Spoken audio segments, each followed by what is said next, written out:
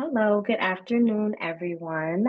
Thank you so much for your attendance at the 2025 SPSSI Policy Webinar Series presented by the Graduate Student Committee. Today, our topic is modern day slavery, the psychological impact of human trafficking. I would like to introduce you to our panelists. We have Dr. Lenore Walker, who is a licensed psychologist in several states and board certified in clinical psychology and in couples and family psychology by the American Board of Professional Psychology. She has practiced all over the US and in several countries around the world. She has earned her doctoral degree in psychology from Rutgers, the State University in New Jersey, in 1972, after attaining an MS in psychology from City College of the City University of New York in 1967. And she also has a BA from Hunter College from CCNY in 1962. In 2004, she earned an MS in clinical psychopharmacology from Nova Southeastern University. She began an independent practice of psychology after obtaining her license in New Jersey in 1974, and there is when she provided psychotherapy and assessment services throughout the years, even after she moved to Denver, Colorado in 1975 and became licensed there.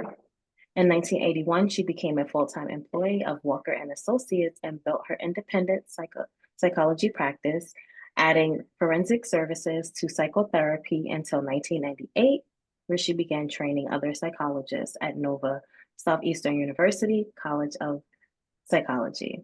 She continued Walker and Associates LLC on a part-time basis until today, even after retiring from NSU.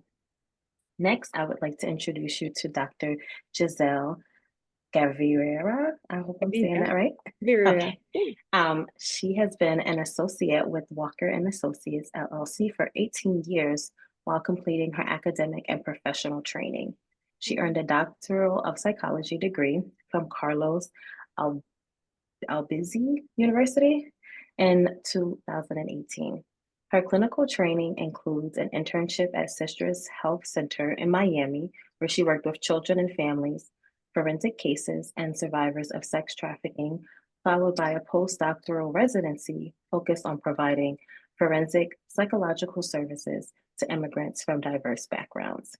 She is fluent in Spanish and English, and she also leads Walker and Associates efforts in conducting assessments and interventions in Spanish and specializes in administrating and interpreting clinical and forensic evaluations.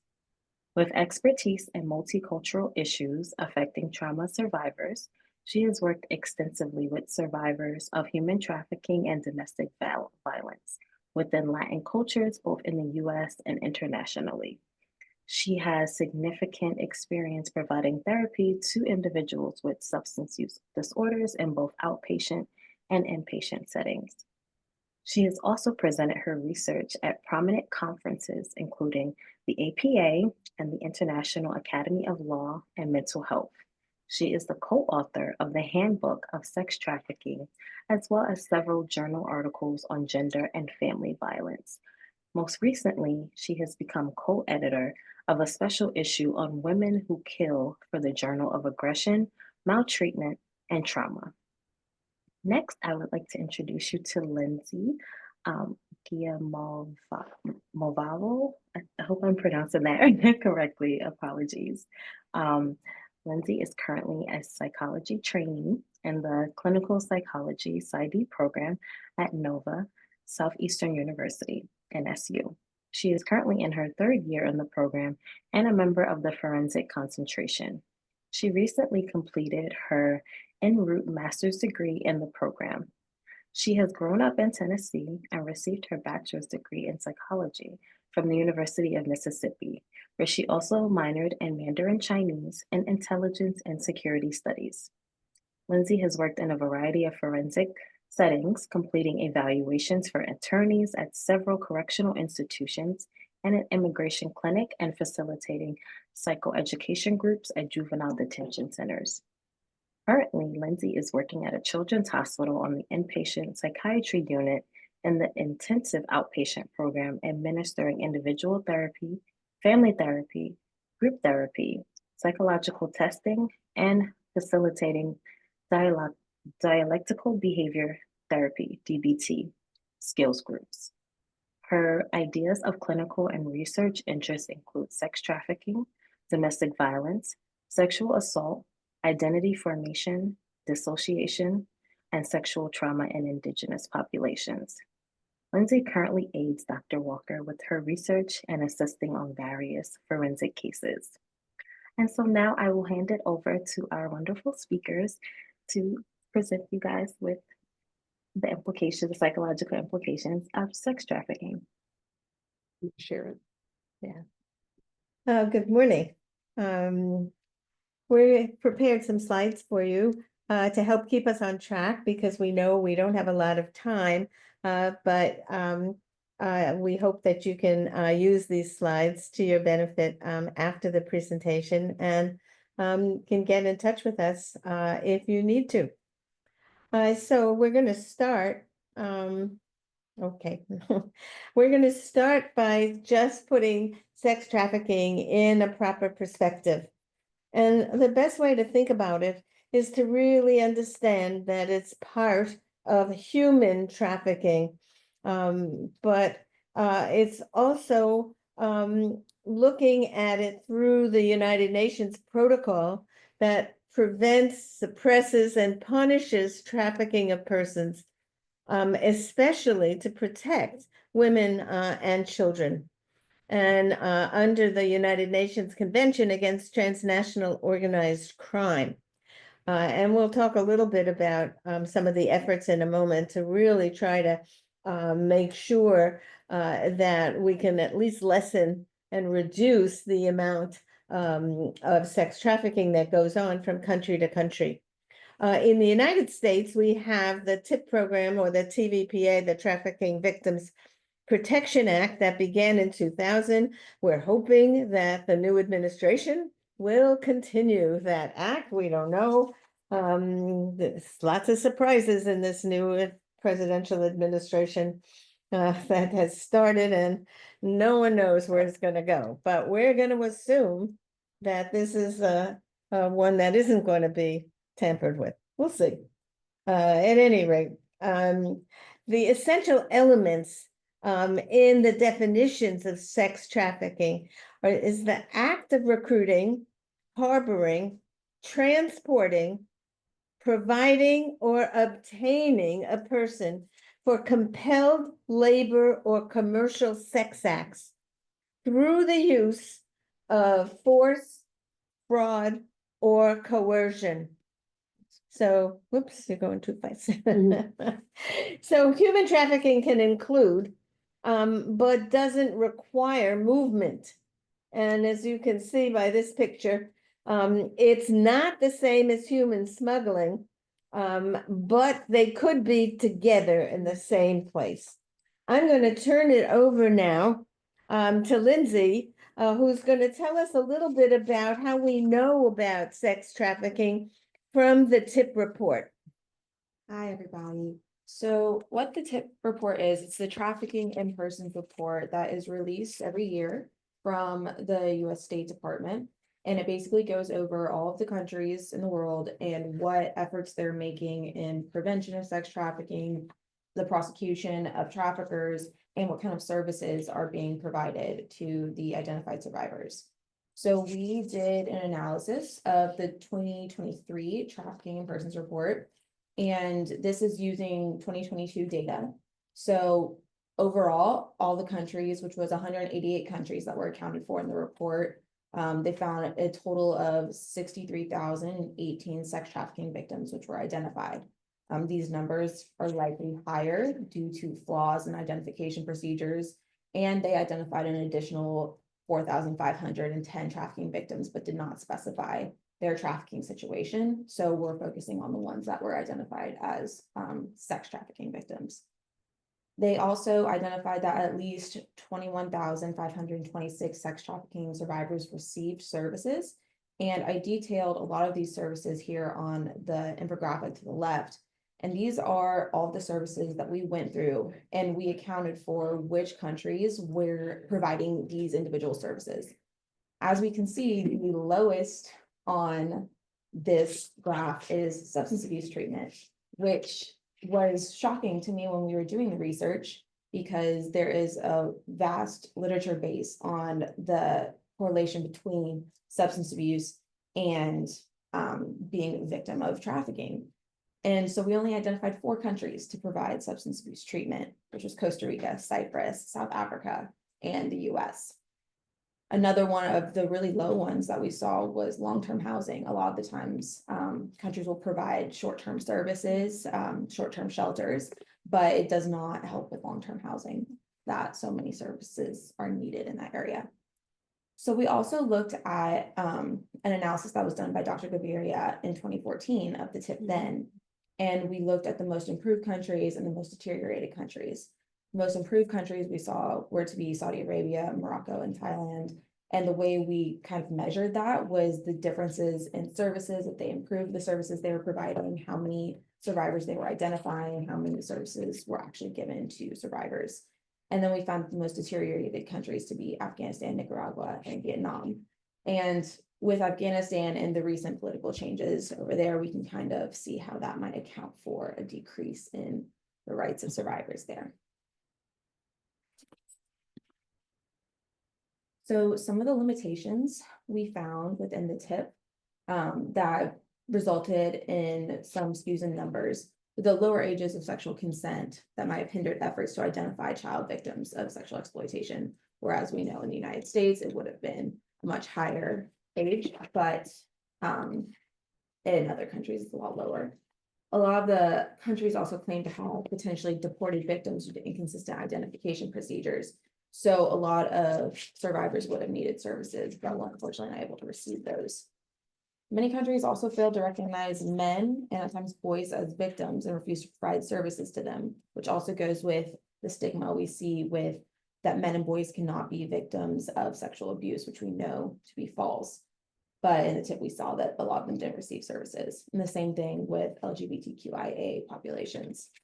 Many countries also failed to acknowledge whether wrongly deported survivors would have been exempt from prostitution charges and illegal immigration status and were deported. Saying they can only see me, so can you use this? Yeah. Right. So the looking more specifically at the United States in 2023, the United States was identified as a source, destination, and transit country, which means that people were taken from the United States and transported to other places. People were brought through the United States to different countries, and the United States was also a place that they ended up for trafficking to take place. The United States identified 1,373 survivors of sex trafficking, and these are the services the United States provided. We also looked at the services that were not offered, and those are things like educational services, reintegration services, and again, the exemption from prostitution charges or legal immigration status. So if we're going state by state, the largest number of human trafficking cases identified by state in 2023 was California, Texas, Florida, and New York.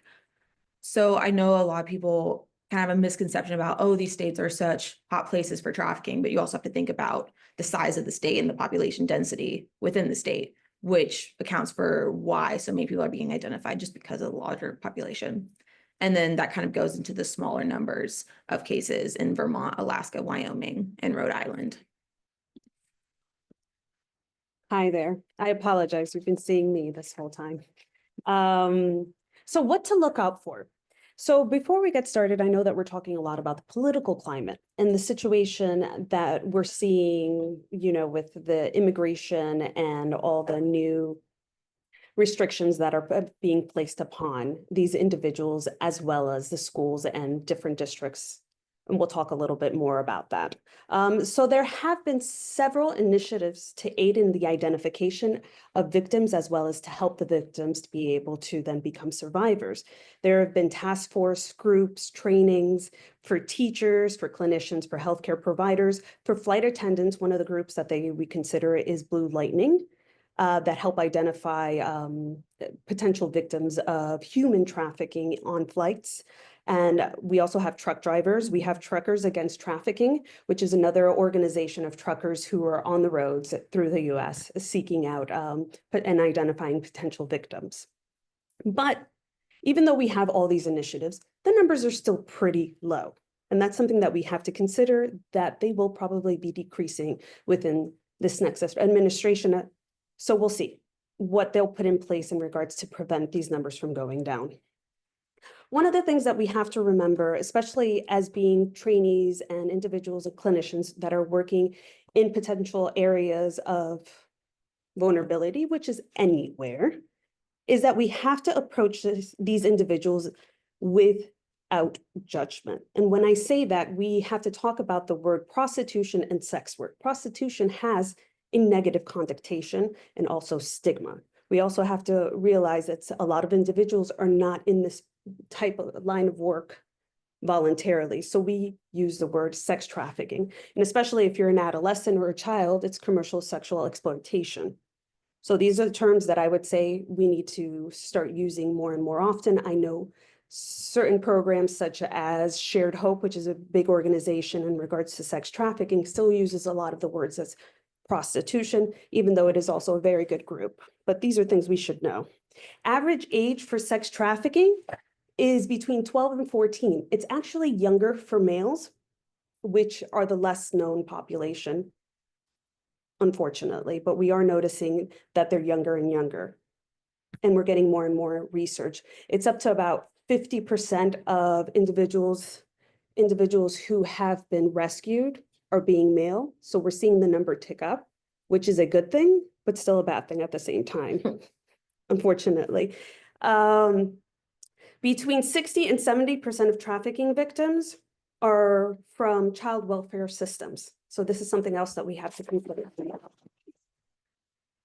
Girls, like I mentioned before, girls generally are the ones being identified, but we're noticing a higher uptick in males. As of TIP 2023, actually, there was an increase that we saw. A lot of them being runaways. We'll talk a little bit in regards to more into their vulnerabilities. And also one of the things that the lifespan in living this life is ranged between 7 to 10 years. Some of the words that you may see clients, patients, or individuals using if they are in this lifestyle, daddy, which is considered the pimp.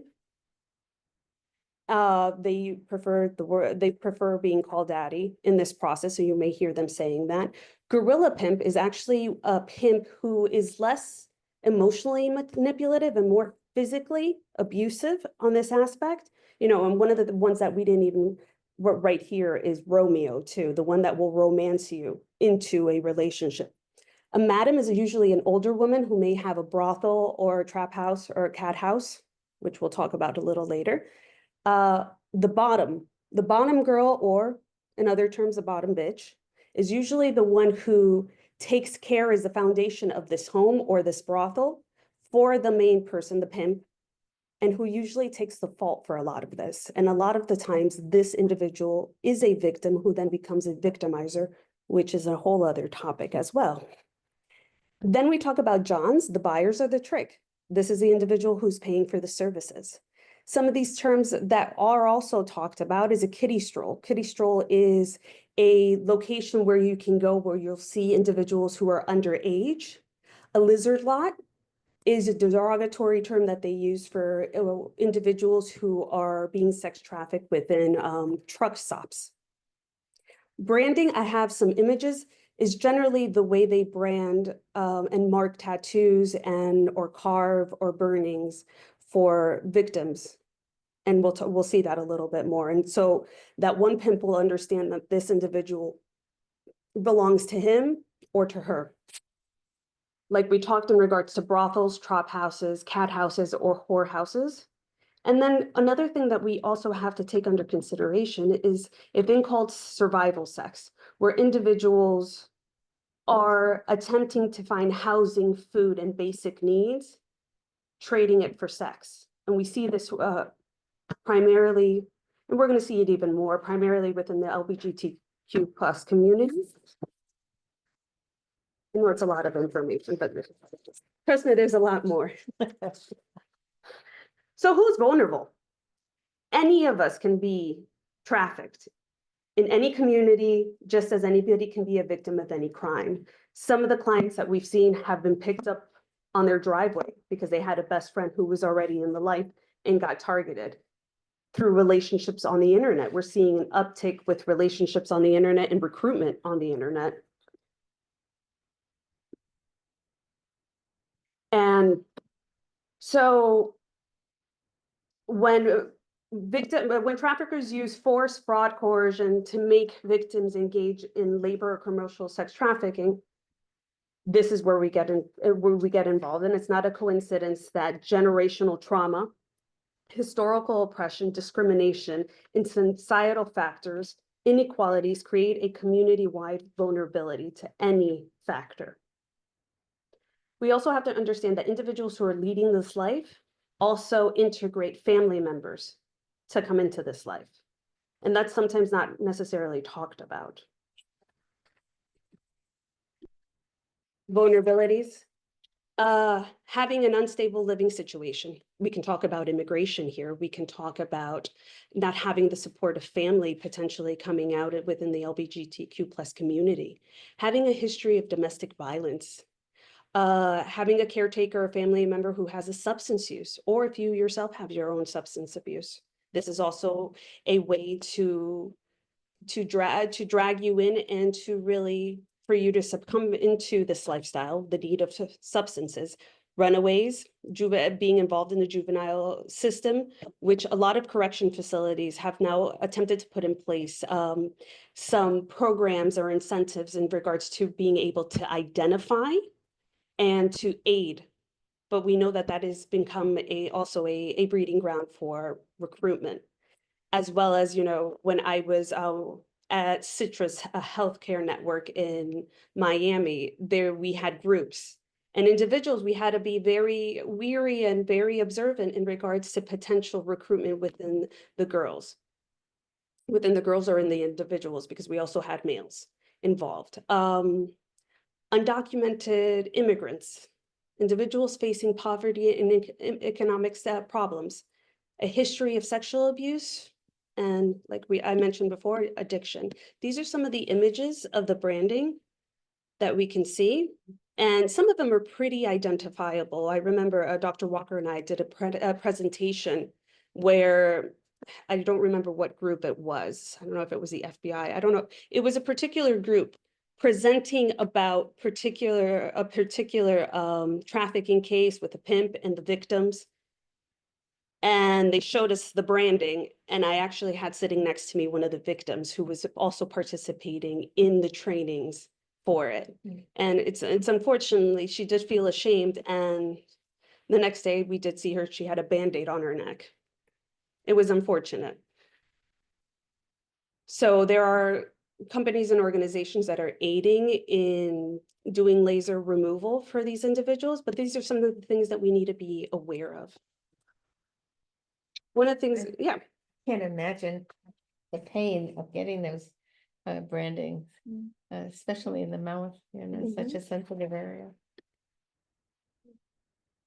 So now I'm going to talk about specific populations where we see higher vulnerability. So one of these is indigenous populations in North America, and identified a lot of the root causes of the risk and vulnerability here for you. So the residual impact of colonization in residential schools on indigenous populations, resulting in intergenerational trauma, poverty, displacement, and disconnection when all these groups are spread apart and they are no longer able to keep that connection to their home, to their family, to their culture. And Additionally, lack of awareness and understanding about exploitation. A lot of people don't know that Indigenous populations are so much more higher risk than other minority groups to be trafficked and to even just be victims of violence, sexual violence, physical violence. And like I said, the poverty that comes from also the residential schools colonization and what they've been forced into. And going off the isolation and belonging of being disconnected from their communities. And like Dr. Gaviria was talking about earlier, which emphasizing that we're not saying terms like prostitution, we're instead talking about sex work, and taking away that stigma regarding sex work can make it a lot easier for people to reintegrate into their communities and reform those ties with their family members if we're able to destigmatize these terms and how people view sex work. Also, racism. A lot of people are not aware that Indigenous communities are still being hurt and people are being racist towards them, and because we don't always see it, but there is the movement kind of symbolizing by this picture is the missing and murdered Indigenous women. It's now starting to get a lot more media attention and people are now starting to become more aware of it. So like I mentioned with the tip, there's substance use, whether that is being forced upon them by the traffickers to be able to maintain control over them and they become addicted, or they use it as a coping method to deal with shame, humiliation they feel because of being trafficked. And then this then leads to a chemical dependency to where they might start engaging in sex work again to maintain that addiction. Going with the loss of ties, we see like their integration into gangs because they're looking for these alternative families if they feel like they're no longer accepted at home and they're trying to find people that are supportive of them or seem supportive of them. Gaps in service are also a big vulnerability. So many shelters require sobriety or identity verification, which sometimes is not feasible for a lot of these survivors. Sometimes their forms of identification are taken by traffickers, and so they can no longer prove their identity, or if they're not sober, and so they can't have access to these facilities. Also, a lot of survivors, they sleep during the day and work at night, which doesn't work with some of these shelters. There's also a lack of communication between jurisdictions, whether that be the Indigenous police and the like federal government or federal police departments. When somebody goes missing, sometimes a lot of the time, there's a lack of communication there, which leads to people being missing for longer and sometimes they're never found. And then discriminatory policies like housing shortages in these rural communities, which then forces the girls and other survivors to then move to cities and live in poverty, which then puts them at risk to being trafficked. So hold on one second. Here, can you use That's this? me. Okay, I'm next. So what do we want to do if we're working with trafficking victims? And if you're going to be as a psychologist, I know we're all in the mental health field here. The goal should be to live a violence-free life. So even though we sometimes talk about wanting to have have people get out of the life, we believe that in order to live a violence-free life, you're going to have to be out of that life, but not everybody is going to. And the most important thing is to help victims find what we call wraparound services. It's not enough to just see a therapist once a week. For many of the survivors, in order to really be able to leave the abuse, the life, they need a safe place to live. They need medical care. Many of them have not had sufficient medical care during the time that they're with the abuser. They need to have substance abuse treatment. So many of them have really used it as their own form of self-medication. Their Citrus, where Dr. Gaviria worked, actually had foster families in the community or residential homes that they can go to at least for a while until they get some strength back. And it to was be individual. I'm It sorry. was it was only one individual. Sorry, Turn they can't. that- No, they can't see. They can't see you. Yes, they can. No, they can't. They can only see this one. Oh, Oh, that's why I should have been unmuted. yeah. Yeah. Yeah, so the Uh, program at Citrus only had one victim or survivor per home. So that there was more personalization as well as this notion in regards to engagement of recruitment wasn't going on. There was more of a controlled environment. Okay, and of course, for many of them, they're going to need therapy. In fact, many of the sex trafficking survivors that Dr. Gaviria and I have been working, Dr. Kaloni Gopal, who's been one of the real important psychologists who providing services for survivors. And we've spent some time with survivors who tell us how important it is to have that community, and many of them have become mental health professionals themselves. Education is critical because so many of them were chosen as children, and so they never really got a full education. You want to get me my next slide? So, what kind of treatment do they need? I suggest trauma-specific treatment. You know, there's trauma-informed treatment, which means you provide services in an environment that is really supportive for trauma survivors. But then you need to have specific training in techniques, some of which were mentioned by Dr. Gaviria.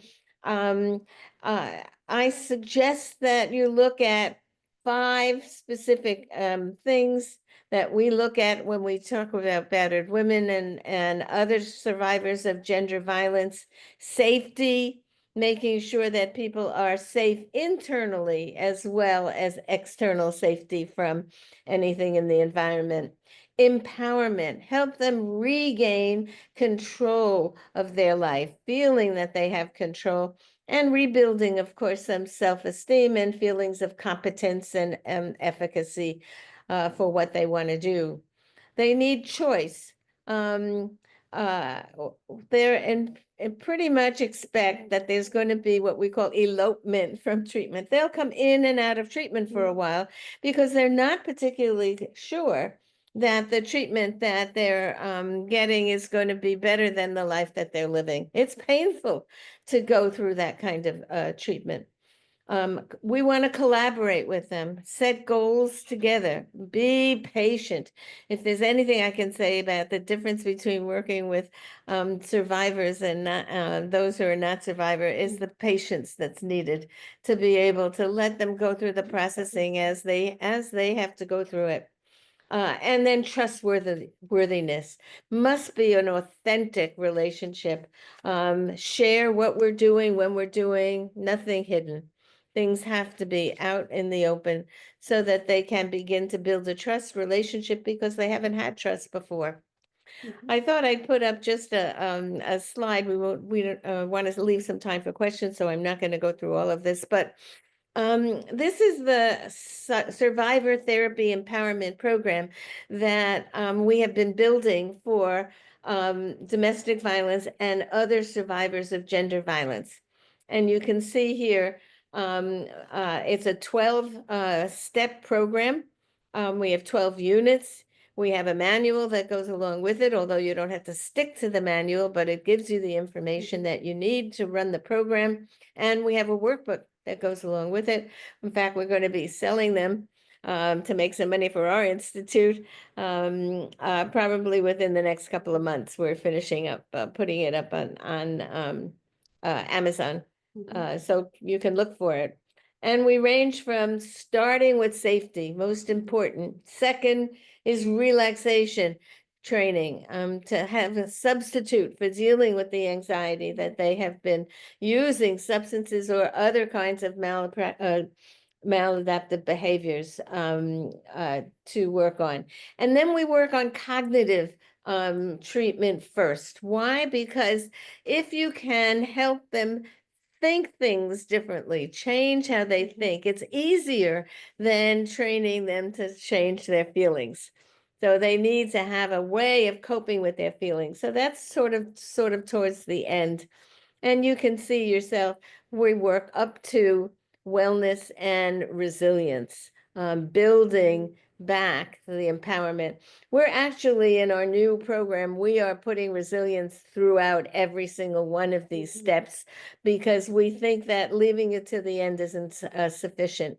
We really need to have skill building on feeling better about yourself all along. And I want to end with talking just a minute about compassion fatigue. Anybody who works in this field has to be aware that there are all kinds of burnout that can happen. We are going to be exposed to listening to horrific stories. There's stories of all kinds of things that, like the pictures that we saw about the branding, that are going to be difficult for us. And we can develop secondary post-traumatic stress. And so we need to make sure that we have the support and the training to be able to work in this field. So with that, I want to stop and open it up. We have a little bit of time left to have any kind of questions or comments from you.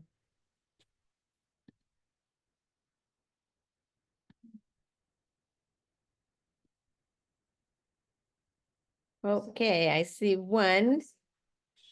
Could you briefly discuss the nexus between human rights and human trafficking in Saudi Arabia or the Middle East countries? So Lindsay is going to answer that question. So what we found in that country, if you give me a moment, I can go get the information I made about Saudi Arabia in particular. If anybody has a follow-up question, and I can go get that graphic and be able to give you the exact statistics that we did find in that study. Yes, and if we can get closer together so everybody can see us. You know what? I'm going to see if I can take. No.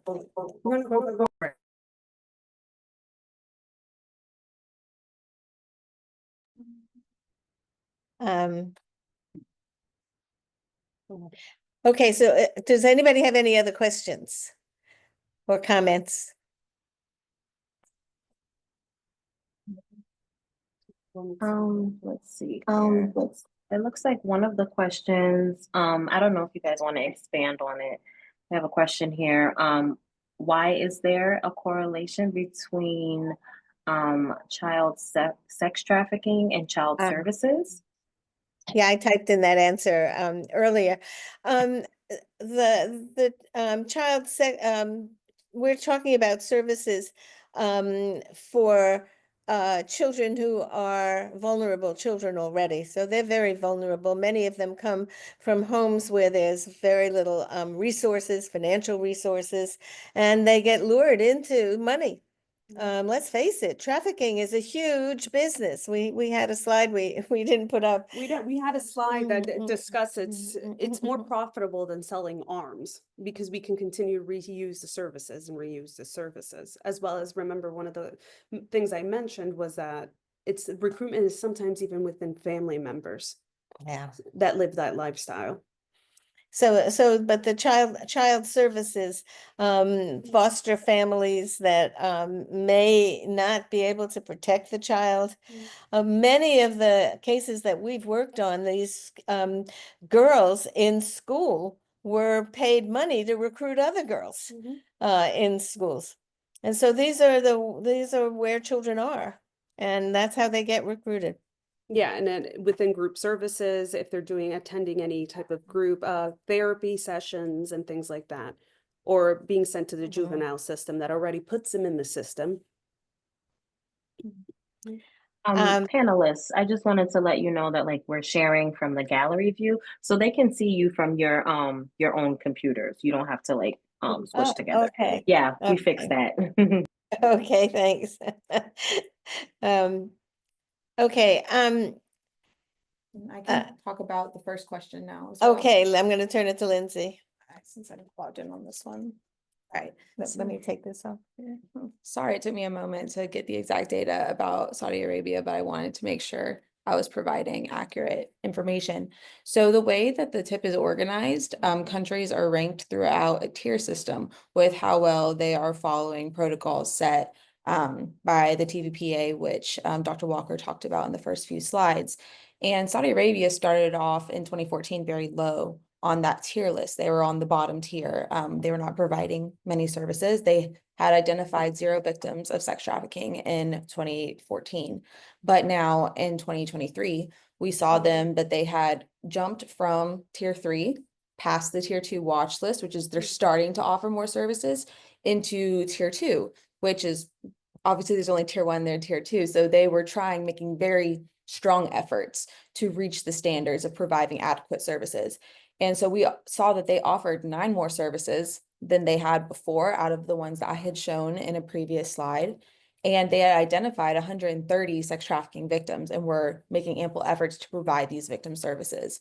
So we've really seen them step up and trying to do everything that they can. And I can even list like the individual services that they did provide. They provided medical services, mental health services. They provided legal services, translators. They provide vocational and employment services, educational services, financial assistance, reintegration services into the community, referrals to providers, witness protection. So they really improved. Mhm. And so I'm glad that you were able to ask that question. We were talking about it. Great. Yeah, of course, these are self-reports, so we're hoping those services are going on, but I think it's important that they are talking about them. All right, let's see if there's any other questions here. I think I did see one. What's the future research agenda in this field as it relates to SPSSI's research areas? That's going to have to be a SPSSI person because I don't know the research areas that the current research areas, but certainly we need a lot more research to know just what it is that helps survivors stay out. We're often able to locate survivors, but as I said, they go back and forth so quickly because there's so few employment opportunities where they can actually earn a sufficient amount of money to survive. And of course, that's true for a lot of us. But I think that uh, for trafficking survivors, we need to have more what I'm calling wraparound services, and to be able to study what are the ones that are the best for survivors. My guess is it's not going to be one kind, that some survivors are going to, each is going to, they're going to need different ones. Um, uh, Anybody else want to? No, I'm reviewing the other, I'm reviewing the other questions. Okay, you want to take another one? Oh, how do you implement staff care? Oh, Nancy Slyden wants to know how the slides will be available. How can you get them? Ebony, perhaps you have a list of the attendees that you can send out the slides to. Yes, yes, absolutely. We will be sending those out afterwards. Great. Angela's asking, how do you implement staff care to avoid burnout? Even some mental health staff believe they can manage by working and listening to all these kinds of pain and suffering, or because they're humanitarian workers and are used to it. Well, you can't. One of the most important things, we was just on a Zoom call a few moments ago about people who were working with soldiers coming out of war. And one of the most important things that they were talking about are the weekly meetings. They have weekly group meetings with other facilitators, and they have individual meetings with any kind of other, not supervisors, but other facilitators who can help deal with any kinds of problems. So it's that kind of support that is really critical to be able to have to prevent the compassion fatigue from happening. If indeed it starts to happen and there's burnout, then you're going to have to take some time out for a little bit, and then maybe be able to go back. For me, when I work with any kind of survivor of gender violence, I make sure there are other things I'm doing at the same time. It cannot just be working with survivors. There has to be some positive things, which is why I love teaching or working with my students. Hopefully they're going to cheer me up. Or finding groups in regards to Mhm. other individuals who are working in the same field and doing things together outside of the work and engaging within the community in different ways as well. Yeah, I mean, and also nature. You can Mhm. see by my background, I live by the water. The water really is very soothing for me as well.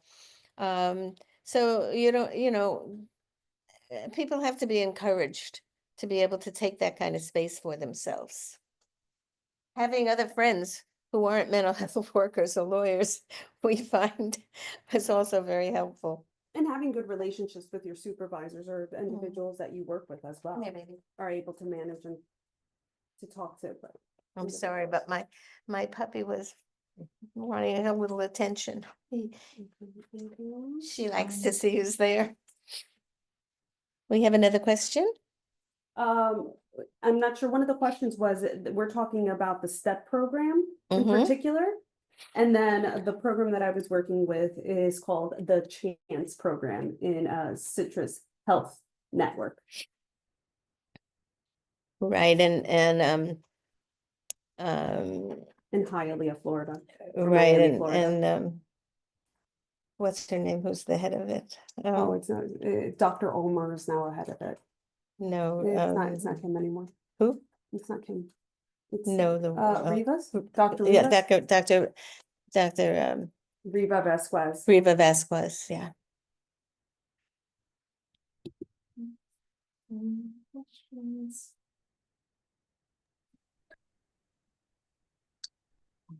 Okay. So it looks like, okay, so we did get a few questions when people registered. So one of the questions is, will there be specific attention paid to missing and murdered Indigenous women movement, Indigenous women and legal barriers to prevention and judicial attention? Lindsay, that's for you. Ebony, could you repeat that question, beginning of it? Do you Yeah, know? sure.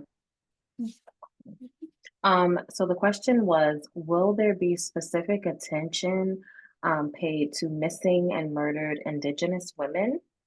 And then I guess they're asking, what are like the legal barriers to prevention and judicial attention? Okay, gotcha. So that was before the webinar had started, correct? Yes. Okay, Yeah, this so was before the webinar had started. Yeah. yeah, so then we had that slide that I did talk about it. I would have loved to talk about it more in depth. That's actually what my thesis is on, is sex trafficking in Indigenous populations in North America. So I've been focusing on Canada, Mexico, and the United States. There are a lot of legal barriers, kind of like I talked about, with even just jurisdictional difficulties between communication and the women that do go missing, and the racism and the stigmatization that, oh, they're going to casinos, oh, so they'll return eventually, it's fine, we don't need to look for them, and how a lot of law enforcement do feel like that. And so then it perpetuates this epidemic of missing and murdered women, and how I also address that they're so much more likely to endure sexual violence, physical violence, and a lot of people don't know about that. And I'm really thankful for the recent media attention that's been picking up on this topic. And I hope it continues and broadens everyone's education on this, because society definitely needs to know what's happening. So I'm glad that question came through even before I talked about it. Absolutely, absolutely. I think a lot of these other questions. A case in Alaska, with the Indigenous population there, which was an interesting case, because in order to be able to testify on behalf of the women there, what I had to do was get permission from the tribal council. And so I, as a white American, had to go into a tribal council and learn so much about the culture and how to deal with it. Because the amount of sexual abuse of children in the indigenous population is unfathomable. It's so high. Anyhow, I'm glad that people are going in at least and evaluating and trying to do something to stop it.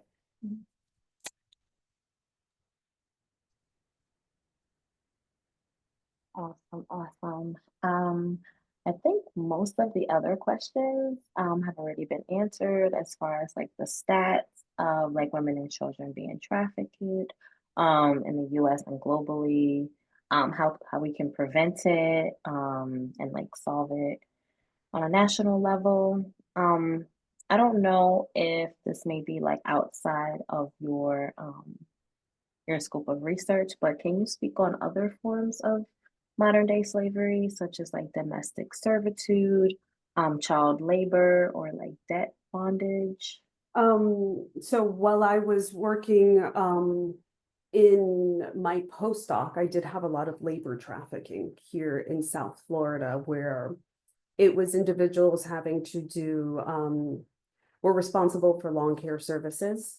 The employer was saying that they were submitting the paperwork for the government for them to finally get legalization. They were never submitting it. Every 3 years, they were in hopes that he would get arrested. So, and there would be no debt paid in regards to that. So we have seen several, we don't see him as often, at least in this office that I was working in. I didn't see it as often, but we definitely see it. Right. But it got to the point that they realized, and a lot of things happened in this particular case, but thankfully he was able to apply for a trafficking asylum, and he was provided the information. But having to do lawn work for $5 a day, never being paid, it was just very interesting the way it was leading into it.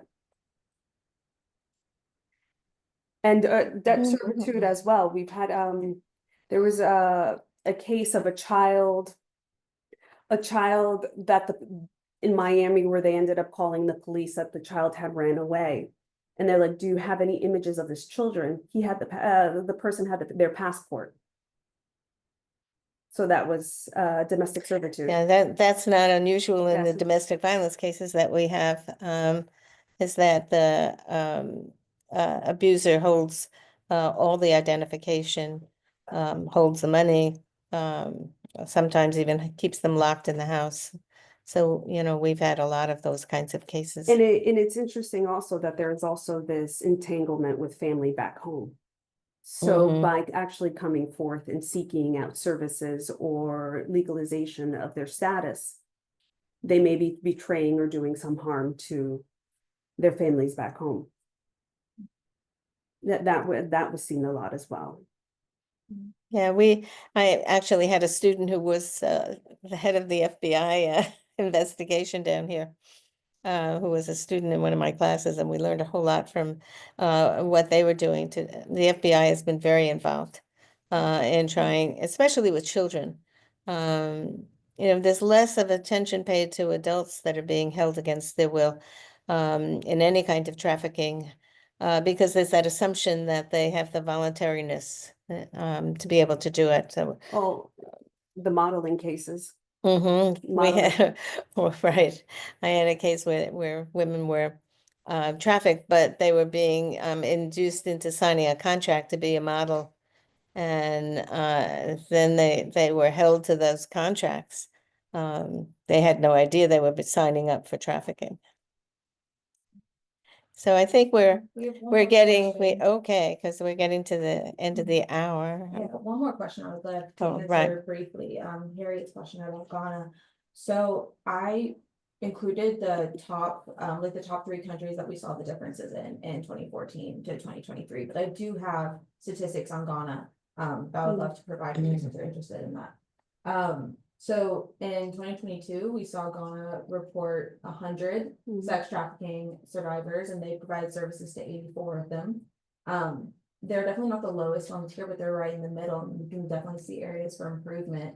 They didn't offer housing, but they offered medical services, some mental health services, some legal services, immigration, translator, transportation, vocational service, educational services. Whether or not, like Dr. Walker said earlier, they're being provided these services, this is what different organizations within Ghana and the Ghanaian government provided in the tip.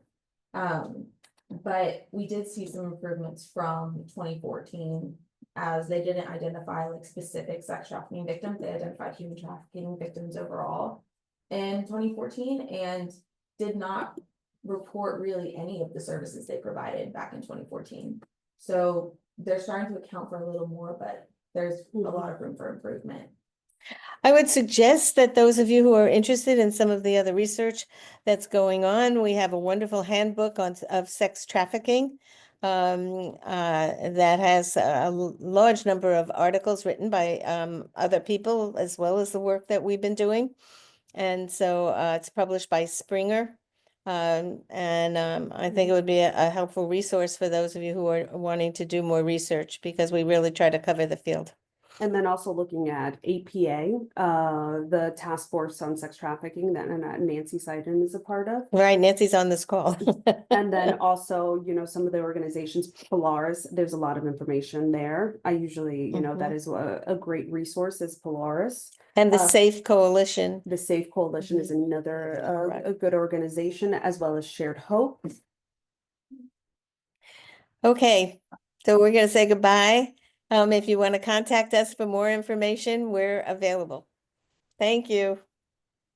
Yes, thank you so much for everyone for attending. I will briefly share the QR code so that you can let us know what you thought about this webinar today. Okay, we're gonna see here. Can everybody see the QR code? That's not too much stuff. Everybody can see it? Yeah. Okay, great. Okay, thank you everyone. Hope everyone has a great day.